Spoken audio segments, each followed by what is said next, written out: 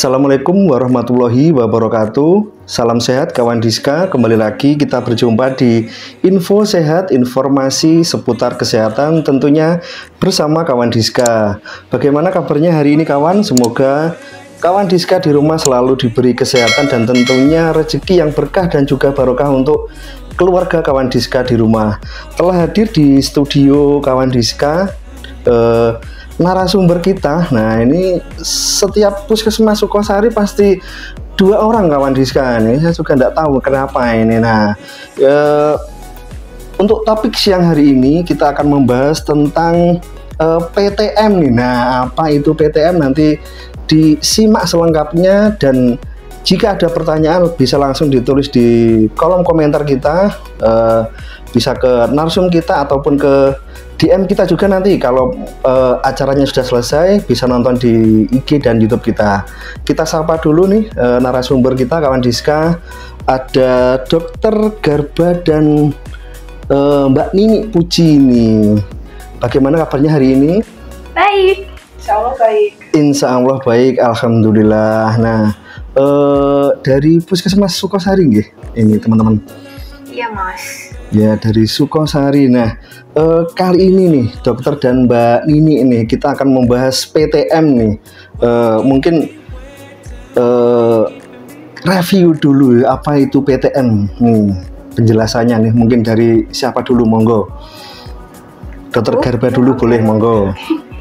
Aku coba ngejelasin sekilas tentang PTM aja ya Mas. Jadi PTM itu adalah suatu penyakit tidak menular. Nah, dia ini adalah suatu proses kronis sebenarnya. Jadi memang perjalanan prosesnya lama.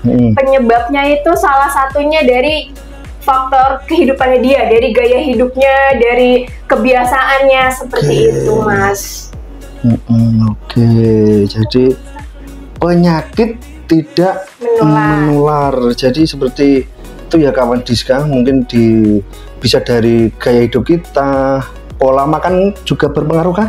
Betul. Oke, nah kita lanjutkan nih. Penyakit-penyakitnya nih, kalau zaman dulu kan penyakit menular kan contohnya TBC, flu. Lah ini penyakit tidak menular nih. Ini contohnya apa aja nih? Kalau penyakit-penyakit tidak menular itu banyak ya Mas ya. Kita tuh kenapa kita bahas, karena penyakit-penyakit tidak menular itu merupakan 10 penyebab kematian paling tinggi di dunia, nggak cuma di Indonesia aja. Contoh-contohnya mungkin penyakit jantung, kencing manis, penyakit tensi, stroke, kanker, seperti itu sih Mas. Terus kalau ini biasa yang di Puskesmas Sukosari ya Mas ya, kalau untuk yang paling banyak itu biasanya yang kontrol ke kita itu dari gula sama tensi gitu. Gula sama tensi, berarti diabetes sama hipertensi ini dok ya? Betul Mas. Jadi angka penyumbangnya di Sukosari 2 itu ya, kebanyakan penyakitnya? Banyak itu. Oke.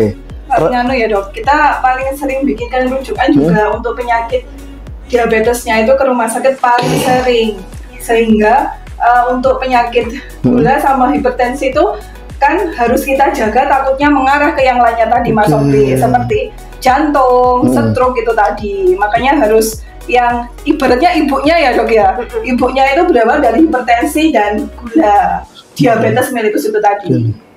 Ibunya penyakit nih.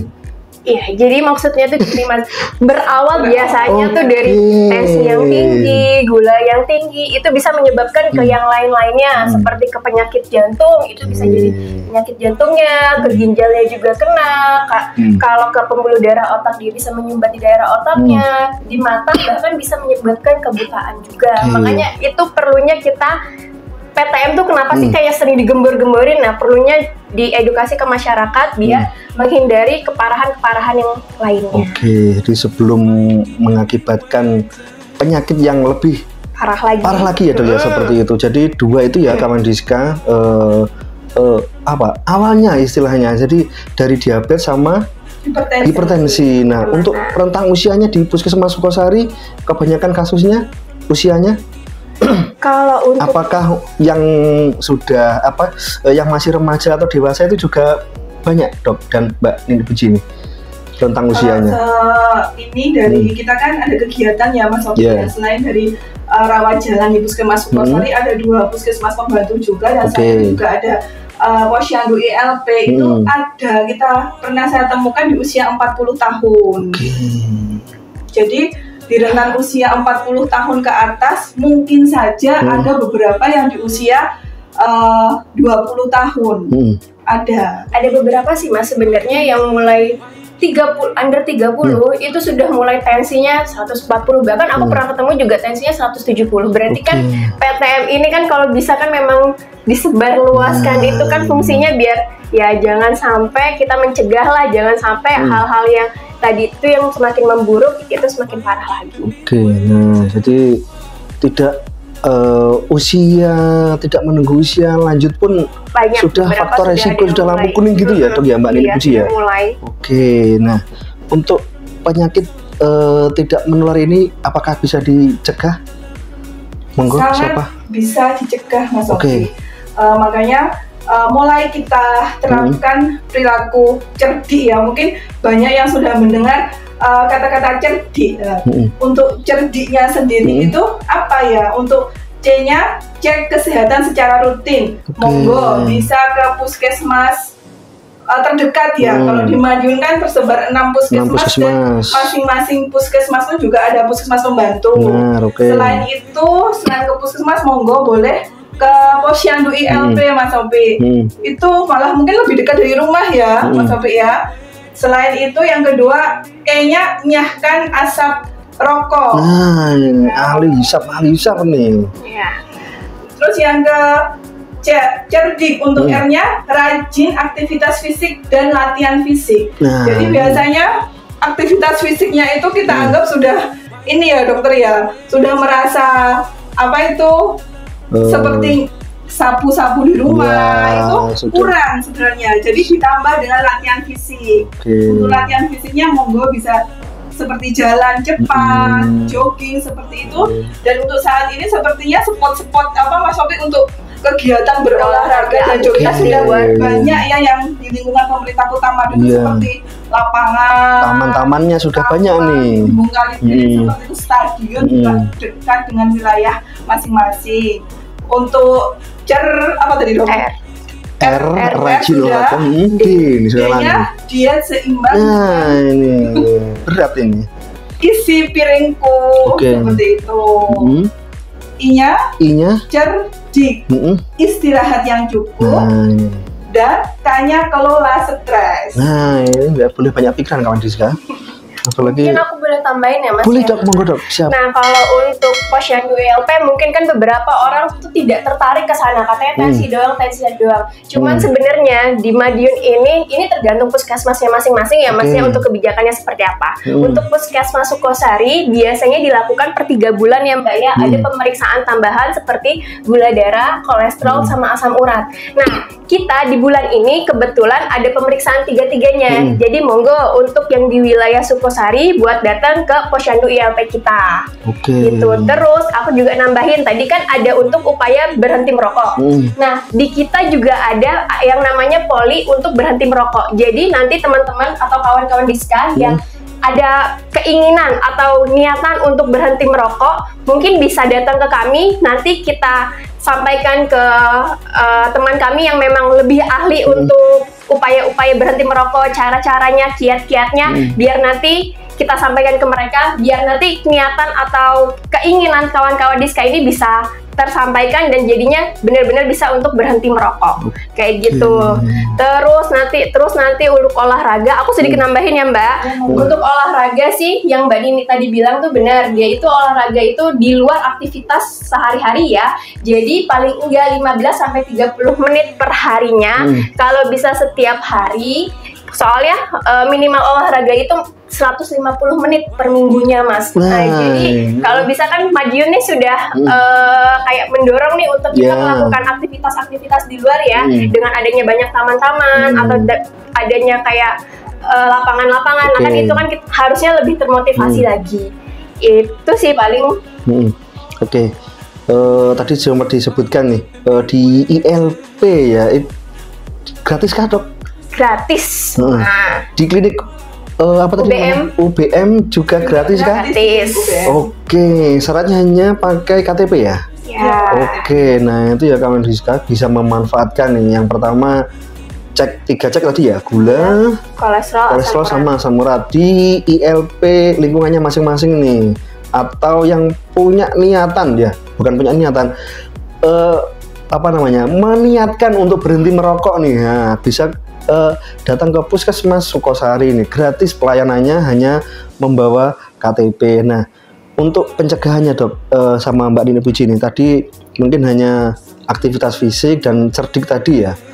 Untuk konsumsi, kalau hipertensi konsumsi garam ataupun yang diabetes konsumsi manis itu juga berpengaruh signifikan kah? Monggo siapa? Kalau untuk konsumsi garam dan konsumsi gula tetap ada pembatasnya ya Mas ya. Diusahakan untuk konsumsi garam, sebenarnya bukan garamnya sih, natriumnya. Itu kalau untuk garam sekitar 3/4 sampai 1 sendok teh. Kalau untuk penggunaan gula itu 4 sendok, kurang lebihnya gitu. Kalau bisa kurang ya kurang, karena kan lebih bagus kan agak mengurangi, yang penting kita tetap sehat gitu. Jadi itu ya kawan Rizka, tadi di cerdik sudah sempat dijelaskan nih, di diet seimbang berarti ya. Nah seperti itu, apalagi yang punya faktor risiko nih, bapak ibunya ataupun kakek neneknya sudah mohon maaf sudah terkena diabetes ataupun hipertensi. Nah kita yang anaknya atau cucunya harus sering cek dan waspada nih sejak dini, deteksi dini. Nah, untuk tipsnya nih agar kita tidak terhindar dari penyakit tidak menular tadi nih, monggo Mbak Nini Puji bisa? Untuk salah satunya ya Mas Sopi ya, untuk tipsnya selain cerdik tadi, sebelumnya saya jelaskan dulu, ketika sudah terkena sakit hipertensi dan DM-nya, setelah menerapkan pola cerdik, jangan lupa kita patuh. Ya, apalagi ini patuh itu kita jalankan setelah ada yang terkena penyakit itu tadi Mas Sofi, penyakit tidak menular tadi. Patuh itu tadi seperti periksa kesehatan secara rutin dan ikuti anjuran dokter. Cek rutin berarti hanya atasi penyakit dengan pengobatan sesuai anjuran dokter. Jadi biasanya pasien dengan hipertensi dan DM memang harus setiap hari dok ya, harus minum obat secara rutin. Untuk T-nya tetap diet dengan gizi seimbang dan upayakan aktivitas fisik dengan aman serta hindari asap rokok, alkohol dan zat karsinogenik lain. Jadi berobat rutin pun biasanya sekarang dokter sama Mbak Nini Puji, untuk informasi di luar sana di internet biasanya self diagnosa, mendiagnosa dirinya sendiri. Ada tetangganya hipertensi, terus kita minum sudah merasa hipertensi, obatnya apa, dicontoh seperti itu. Bagaimanakah? Apakah harus konsultasi dulu di awal kah? Kan biasanya dengan keterbukaan informasi di browsing kita sudah obat hipertensi, nah ini obat diabetes seperti ini, itu bagaimana dok? Kalau kayak gitu ya Mas ya, memang banyak pasien-pasien kita juga suaminya sakit ini, dia baru pertama kali ternyata udah langsung minum obat suaminya, bahkan ada beberapa dua-duanya memang menderita hal yang sama, jadi sharing malahan. Nah itu sebenarnya nggak bagus untuk dicontoh. Jadi tetap harus kontrol ke kita, karena setiap orang itu punya dosis masing-masing, punya punya kayak kita tuh beda-beda lah ngasih obat untuk tiap orangnya, punya kriteria masing-masing. Belum tentu dia baru pertama kali nih misalnya datang ke posyandu ILP atau ke pelayanan kesehatan kita, ternyata tensinya tinggi atau gulanya tinggi, belum tentu kita langsung terapi, tapi kita juga lihat-lihat dari gejala lain, lihat kondisinya, karena ada beberapa hal juga yang bisa menaikkan tensi ataupun gula tadi. Jadi memang kontrol rutin dan ceknya itu harus ke fasilitas pelayanan kesehatan atau ke ILP tadi Mas. Karena ILP kita ada petugasnya kan. Untuk tips yang lainnya selain periksa dan berobat rutin, mungkin ada lagi kah tipsnya supaya terhindar dari penyakit tidak menular tadi nih? Mungkin ada lagi tipsnya, mungkin apa? Jaga berat badan juga sih Mas sebenarnya. Apa nih? Jaga berat badan. Nah, itu sebenarnya yang susah. Saya juga gitu Mas sebenarnya. Jadi, upayakan berat badannya ideal. Dilihat dari BMI-nya harus sekitar 18,5 sampai 23. Nah, ini berat Nah, itu memang agak berat Mas. Ini kita pun ya kelas-kelas berat semua. Kelas berat semua nih. Tapi kan kita sudah berusaha. Nah, seperti itu. Untuk menjaga berat badan, untuk tipsnya pola makankah juga berpengaruh kah? Ya, pola makan juga berpengaruh. Sebenarnya kalau untuk di PTM itu ada istilah isi piringku ya Mbak ya. Jadi kalau nggak salah saya isi piringku tuh isinya sepertiga dari karbohidratnya. Karbohidrat itu boleh nasi, boleh kentang atau yang lainnya. Terus nanti seperenamnya protein ya. Seperenamnya buah dan sayur. Gitu. Jadi terus cara makannya juga dipertimbangkan ya Mbak ya. Kalau nggak salah pertimbangkan buah sayur dulu, setelah itu baru protein, baru karbonya ya. Itu fungsinya untuk mengatur gula darahnya. Kalau saya dulu dok, makanan berat dulu. Jadi untuk mengatur urutan pola makan ya. Nah, kita sehari-hari mungkin juga ini aja dok, begitu lapar ya langsung kita makan. Tapi sebenarnya kalau ada urutannya bisa mengontrol gula secara teori yang kita dapat nih dok. Jadi buah sayur dulu baru kita makan karbo. Memang ada urutannya sebetulnya kalau di sini. Tapi kita yang melakukan itu yang berat, yang enak dulu yang kita makan. Nah, seperti itu. Untuk selanjutnya nih, dokter dan Mbak Nini ini, untuk tadi sempat disebutkan juga nih pemeriksaan kesehatan berkala nih. Nah, ada patokannya kah 1 bulan sekali atau 1 minggu sekali kah? Itu seperti apa nih? Kalau untuk pemeriksaan kesehatan berkala ya Mas, sebenarnya idealnya itu apalagi kalau pada penderita PTM itu idealnya per 6 bulan sekali dicekkan fungsi ginjalnya, fungsi hatinya, darah lengkapnya, profil lemaknya, itu idealnya. Cuman kan tetap itu sulit ya dilakukan di fasilitas kesehatan sulit. Paling ya minimal ya tiap bulannya untuk dicekkan gula darahnya itu yaitu di posyandu ILP-nya itu aja. Jadi yang 6 bulan sekali tadi itu kalau mungkin yang mandiri Mas. Mandiri. Yang 6 bulan sekali itu yang apa namanya yang cek keseluruhan kah dok ya? Jadi fungsi ginjalnya juga mungkin fungsi hatinya. Apa namanya rekam jantung juga kan? Nah, seperti itu. Jadi itu ya kawan Diska, general check namanya. Nah, ini 6 bulan sekali paling enggak itu harus kita cekkan rutin, apalagi kita yang merasa faktor resiko nih. Nah, dari apa namanya bapak ibu keturunan, selain keturunan untuk penyakit tidak menular ini makanan tadi, pola hidupnya juga stresor nih. Nah, ini yang paling berat nih, stresor nih. Menghadapi tekanan-tekanan. Nah, itu di tempat kerja dan di lingkungan. Nah, apalagi seperti itu ya kawan Diska. Itu healing ya Mas? Nah, dari dinas kesehatan sudah healing? Healingnya kita itu tetap kemarin di stadion dokter sambil apa namanya rapat bersama Pak Mali. Nah, healingnya kita seperti itu, healingnya sambil tetap aktivitas. Nah, terus Puskesmas Sukosari kemarin juga ada timnya yang ikut kalau tidak salah. Nah, seperti itu. Untuk di Puskesmas Sukosari ada inovasikah tentang PTM ini? Mungkin screening atau salah satunya screening itu tadi Mas Ropi yang dilakukan di posyandu ILP-nya. Tapi itu kan kita jelaskan tadi memang tidak sama ya dengan puskesmas lain. Kalau saat ini memang sudah ada screening. Kalau di puskesmas lain saat ini sedang berlangsung adanya screening seperti gula, kolesterol sama asam urat tadi. Tapi yang untuk kolesterol memang kita fokuskan ke usia 40 tahun penderita HT dan DM saja untuk saat ini. Jadi untuk keseluruhan yang hadir di posyandu ILP usia 15 tahun ke atas mendapatkan gula sama asam urat.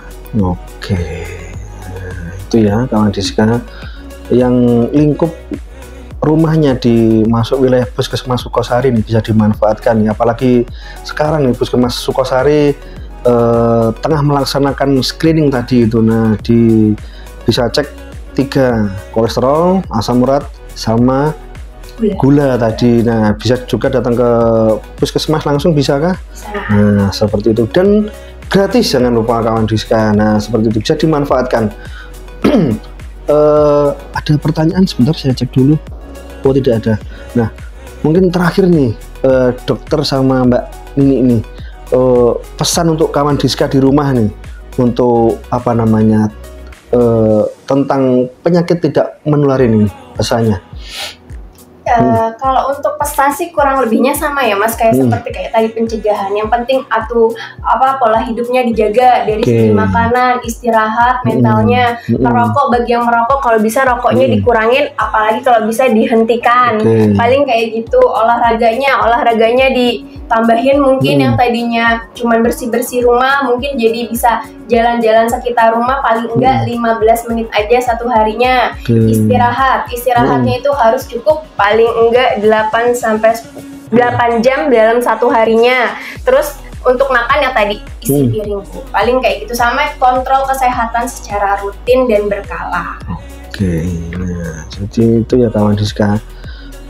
Sebetulnya tipsnya sama pencegahan itu kurang lebih sama dan bisa kita lakukan sendiri nih, praktis mandiri. Bisa kita biasakan kebiasaan-kebiasaan yang baik tadi yang telah dijelaskan oleh tim dari Puskesmas Sukosari tadi. Nah, baik kawan Diska, kalau tidak ada pertanyaan, ada pesan tambahan mungkin tentang ini Puskesmas Sukosari? Ya, jadi promosi boleh, nggak apa-apa ini. Jadi dengan perilaku menerapkan perilaku cerdik dan patuh tadi, masa muda sehat, masa tua nikmat, terhindar dari penyakit tidak menular. Nah, masa muda sehat, masa tua nikmat, terhindar penyakit tidak menular. Karena nikmat sehat itu adalah berkah yang sangat kita syukuri nih untuk kawan Diska. Semoga kawan Diska di rumah juga selalu diberi kesehatan. Baik, terima kasih Dokter Garba dan Mbak Nini Puji atas kehadiran di studio kita dan telah sharing seputar penyakit tidak menular nih. Semoga di episode selanjutnya kita bisa sharing yang topik yang lebih menarik lagi nih. Kita tunggu nih kejutannya, topiknya apa dari Puskesmas Sukosari. Baik, terima kasih kawan Diska telah stay tune di Info Sehat, informasi seputar kesehatan. Jangan lupa tetap pantau IG kita dan subscribe YouTube kita @kawandiska5145. Terima kasih, salam sehat untuk kawan Diska. Wassalamualaikum warahmatullahi wabarakatuh.